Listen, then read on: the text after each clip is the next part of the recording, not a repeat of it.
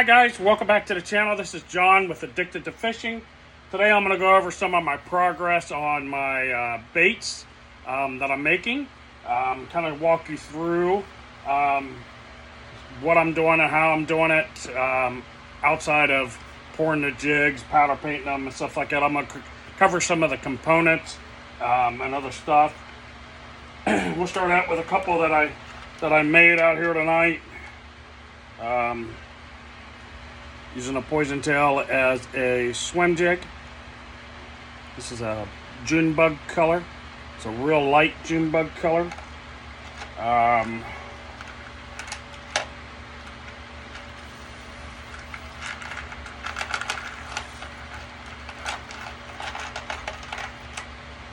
In a flame red.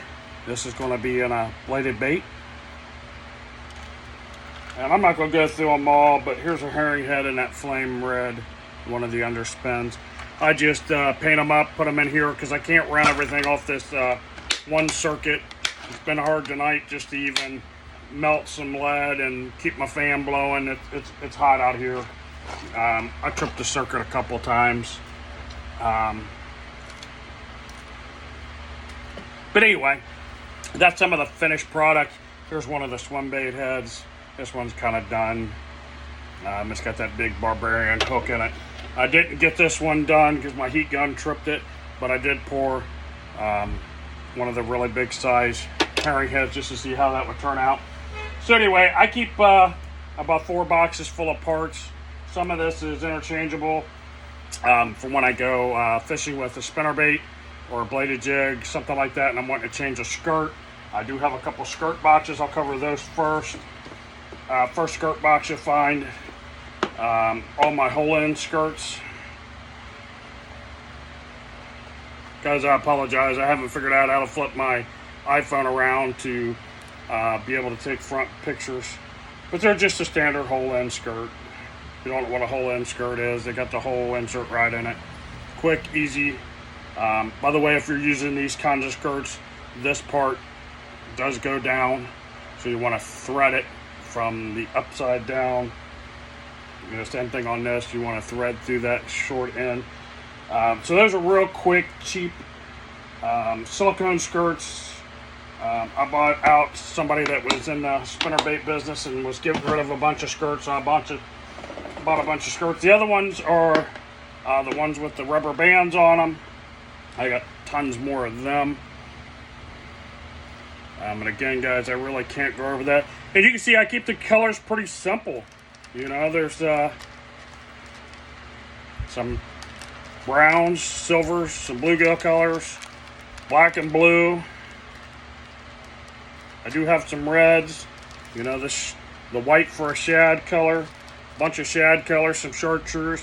I don't get into 1,000 different colors. There are some different shades of the different silvers and stuff in there. So that's my 2 skirt boxes.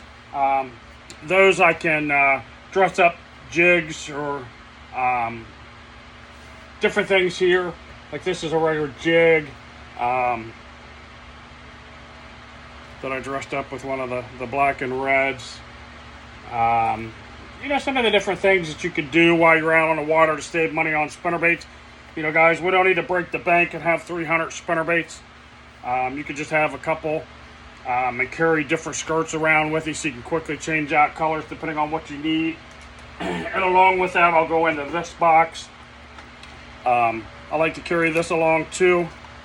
This is spinnerbait blades, underspin blades, chatterbait blade. Well, actually my chatterbait blades aren't in here. But like the underspin or a front spin on a double willow leaf, you know, all the way up to the big Oklahoma blade.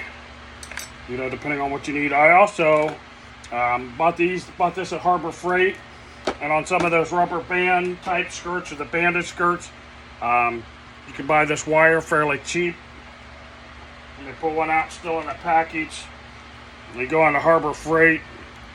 It's SKU number 97773, and I call it mechanics wire. Hopefully you can see that. It's like 99 cents for that spool. I bought a few of them, but that'll allow me to hand tie my skirts I can put them on with the bands, then follow up right behind it and pull that band off and hand wire tie it. The next box, it's along with the spinnerbaits. And this one has the bladed jigs and stuff for making spin heads. The little Okashira spin heads. I got some lure eyes, snaps, the 2 different size blades for bladed jigs, small size, the big size, some paint markers, heat shrink tubing, stuff like that. There goes some snaps flying. Sorry guys that the fan's kind of making a little bit of excess noise. It's hot here in Ohio today. Trying to keep myself a little cool. I don't carry that one with me. I might take a few snaps out of it or whatever. And then for the meat and potatoes, for when I'm making lures, here's my box. All the different types of hooks that I use, I actually label inside every compartment. You can probably see that one there. It tells me exactly what it is. I've got my underspin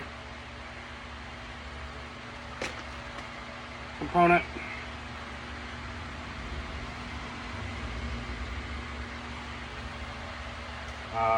The 2 different hook keepers, the single hook keeper and the double hook keeper. This is the double. Of course, the single only has 1 versus 2. It's a little bit different wire shape.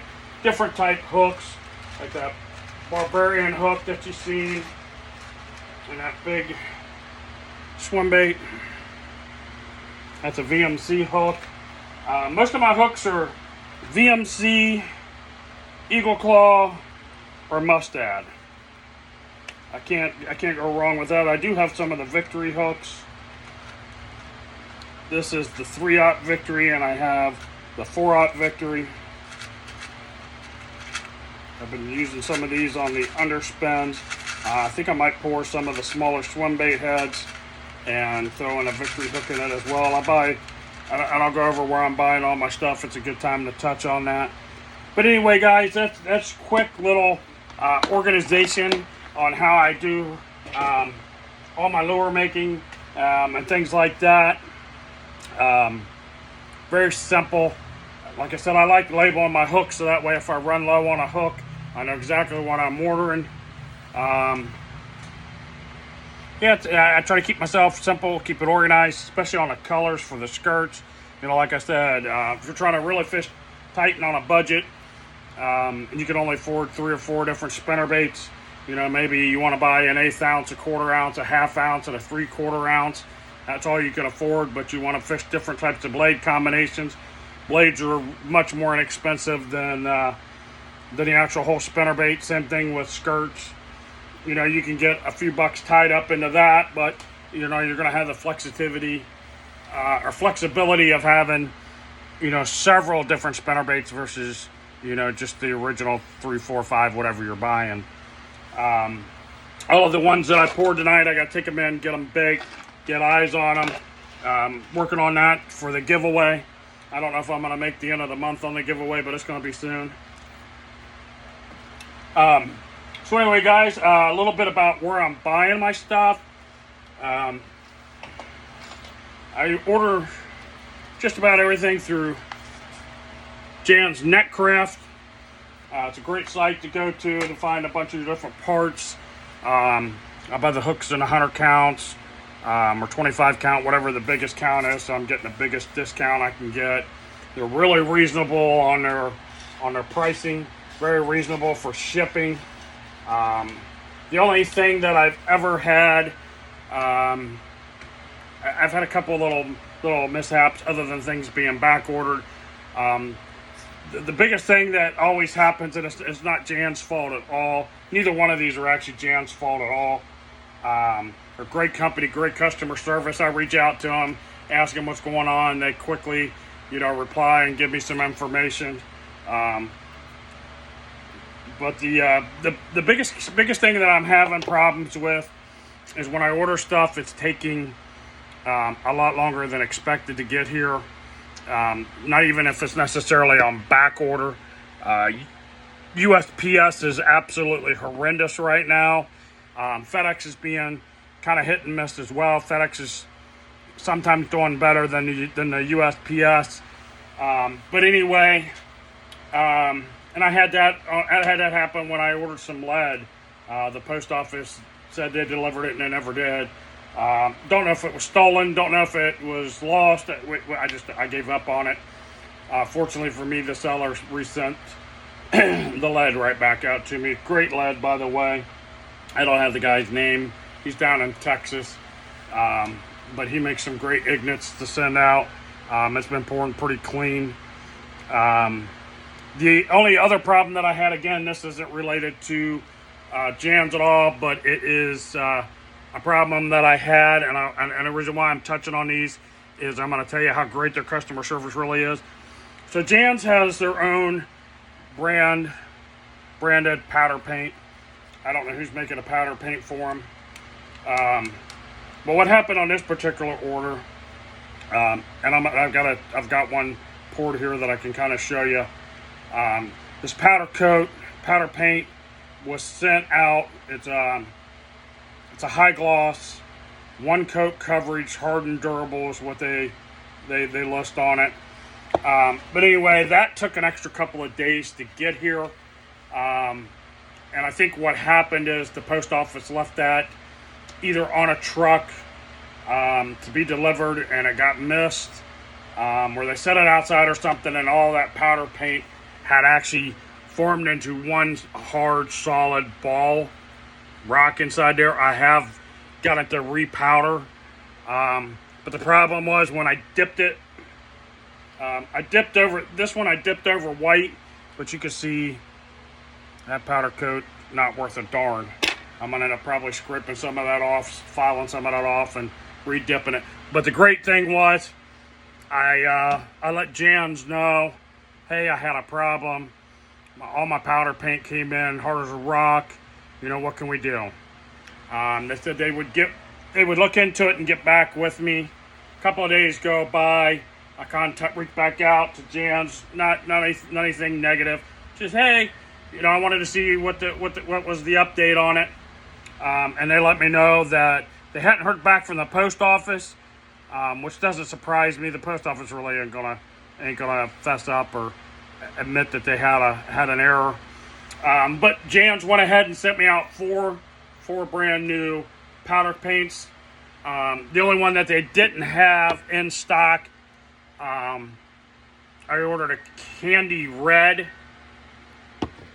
and they didn't have the candy red, so I substituted that for flame red, and it's quite a bit of a difference. I don't think I have anything that's in that flame red. Let's see. I might have something in flame red that's, you know, where I tried to dip it and it didn't work right. Yeah. Okay, so here's the two. This one didn't turn out too bad. It is a little thick. And this is from the paint that had set out and gotten hard. This is that candy red. I really like that color. And then that's the flame red.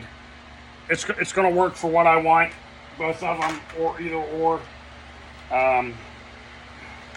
This one, that June bug, I like it, but I think I can mix them up and put some black under it to make it a little different. This one comes out kind of a root beer. To me, it looks root beer. And that one is actually, let me find it here. Watermelon flake. And then the other color that I have, it's not too bad. It's got a lot of glitter to it, is a chartreuse. Yeah, these are some of the actual baits that I'm going to put together in a package and send out. I'll dress them up after I get them baked and send them out. If there's a certain size that you're looking for and it's not already poured, I could probably pour that. You know, I'm not looking to make this a rush type thing. And we'll be at the hands of probably the post office if we end up having to mail these out. But anyway, guys, that's just real quick what's going on. I still have some spinnerbait hooks on back order. And then I have the bigger size poison tail jig mold on back order. Even my molds, I'm getting those from Jan's. Every once in a while, if it's going to be a solo item, or I notice that Jan's is on back order, I found a lot of it fairly inexpensive on eBay. And I have a couple safe sellers on eBay where I've reached out and bought some stuff. Spinnerbait blades, I think blades, and some of the wire keepers. I've had to order off of eBay because Jan's was on a back order for a while. I have not ordered directly from Do It. Jan's price is actually better than Do It's price, so I've been kind of going through Jan's to get most of my stuff. Do It Molds is coming out with some great stuff. I'm excited to see if they've got some new molds for this year, what might be coming out. I don't think I'm going to really get back into a bunch of more molds. I've still got a bunch of jig heads from when I poured jig heads 20 years ago.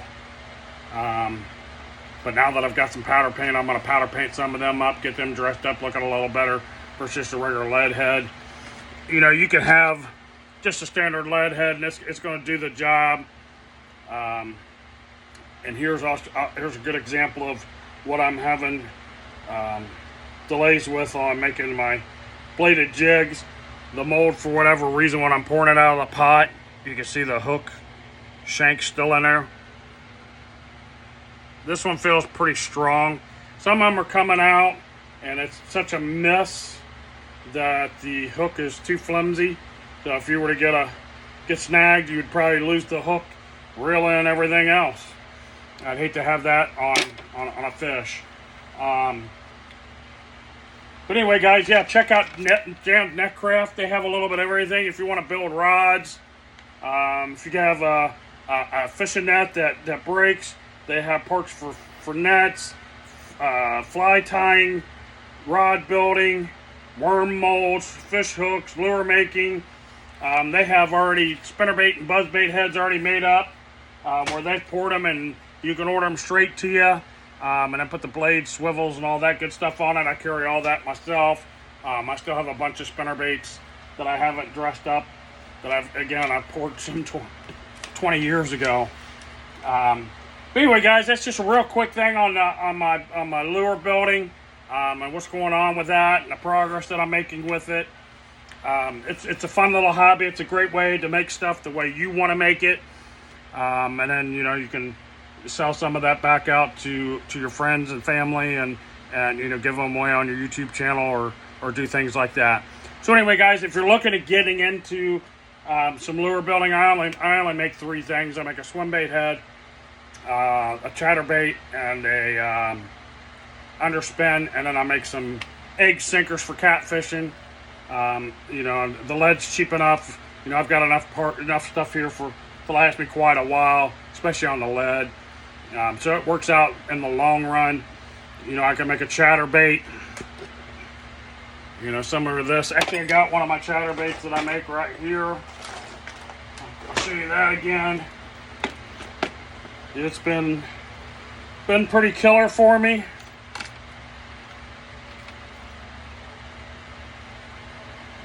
That's in the black. I think I actually have the bluegill color one tied on still. But yeah, they've got a great hunting action out of that head. A little bit different to what the Z-Man does for you. So anyway, if that's something that you're looking to do, hit up Jan's Netcraft. Look on eBay. Buy yourself some lead, a few parts, and a production pot. That's probably one of your molds and your production pot are your biggest expense. And then after that, everything else is pennies on the dollar for what you're gonna make in the long run. So anyway, guys, I'll keep building stuff. We'll keep growing. We'll keep going over some more of this stuff as I progress. I'm hoping to figure out how to get these chatterbait heads to pour more evenly. I don't know if it's because of the actual pot and I need a ladle to do it. I'm not sure at this point, but we'll figure it out. Anyway, guys, if you haven't already hit the subscribe button, please do so. Like this video. Hit that notification bell to be notified when I'm putting out more videos. And we'll see you in the next one.